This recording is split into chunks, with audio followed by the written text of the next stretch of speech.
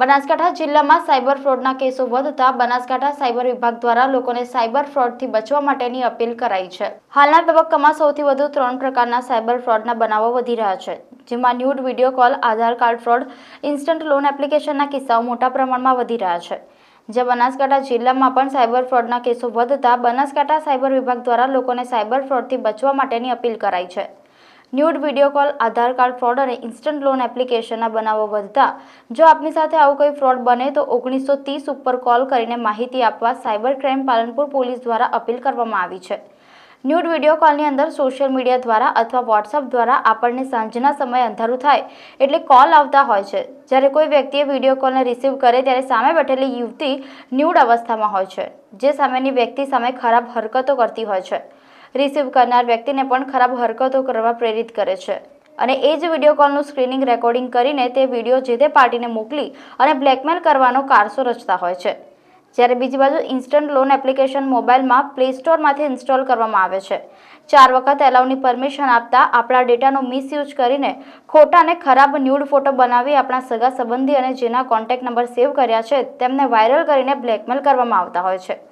જ્યારે આધાર card ફ્રોડમાં cyber crime અધિકારી, Delhi crime branch અધિકારી, સીબીઆઈ અધિકારીના નામે જે તે વ્યક્તિને કોલ આવતા હોય છે। જ્યારે કોલ આવે ત્યારે આધાર કાર્ડનો દુરુપયોગ થયો છે, તમારા આધાર કાર્ડ ઉપર નાર્કોટિક્સ ડ્રગ્સની ખરીદી થઈ છે તેવું જણાવીને જે તે વ્યક્તિને કહે છે કે તમારા વિરુદ્ધ ફરિયાદ દાખલ થઈ છે અને ફ્રોડ વ્યક્તિઓ મહત્વનો રોલ ભજવીને પાર્ટી પાસેથી મોટી રકમ પડાવી લેતા હોય છે। હાલમાં વિવિધ પ્રકારના સાયબર ફ્રોડ થઈ રહેલા છે, જેની અંદર વાત કરીએ તો nude video call, instant loan application અને આધાર કાર્ડ રિગાર્ડિંગ જે ફ્રોડ થઈ રહ્યા છે એમાં લોકો ખૂબ ને ખૂબ છેતરાઈ રહ્યા છે। હાલ ખૂબ જ પ્રમાણમાં થઈ રહેલા છે। ન્યૂડ વિડીયો કોલની વાત કરીએ તો યુવાન લોકો અજાણ્યા નંબરનો વિડીયો કોલ રિસીવ કરી લેતા હોય છે। સાંજના સમયે સૂર્યાસ્ત બાદ જ્યારે થોડું અંધારું થતું હોય છે એ જ વખતે આ વિડીયો કોલ આવતા હોય છે અને વિડીયો કોલ આવે એ વખતે સામેથી વિડીયો કોલ કરનાર વ્યક્તિ એક યુવતી હોય છે। એ લેડીઝ ન્યૂડ અવસ્થામાં ખરાબ હરકતો ચેનચાળા કરતી હોય છે અને આ કોલ કરનાર વ્યક્તિને પણ એ ખૂબ જ ખરાબ હરકતો કરવા પ્રેરતી હોય છે। જ્યારે કોઈ વ્યક્તિ આ પ્રમાણે હરકતો કરે એના પછી એ જ વિડીયો કોલનું ટોટલ સ્ક્રીન રેકોર્ડિંગ કરી દેવામાં આવે છે અને એ સ્ક્રીન રેકોર્ડિંગ કર્યા બાદ એ સ્ક્રીન રેકોર્ડિંગનો વિડીયો એ વ્યક્તિને રિટર્ન મોકલી અને વિડીયો વાયરલ કરવાની ધમકી આપી બ્લેકમેલ કરવાની કોશિશ કરે છે।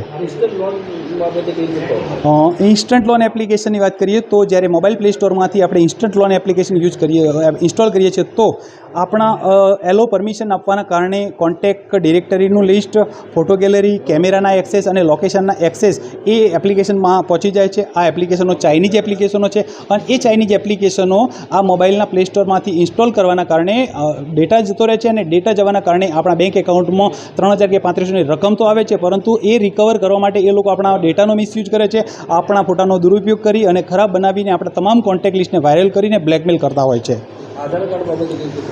આધાર ફ્રોડની વાતની ચર્ચા કરીએ તો આધાર કાર્ડની અંદર આપણા આધાર કાર્ડનો દુરુપયોગ થયાનું એક જણાવી અને પોલીસ અધિકારીના નામે કોલ આવતો હોય છે।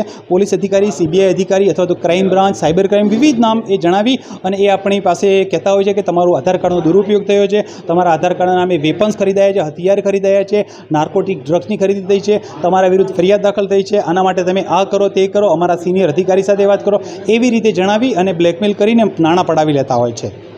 કઈ રીતે લોકોને બચવા મળે?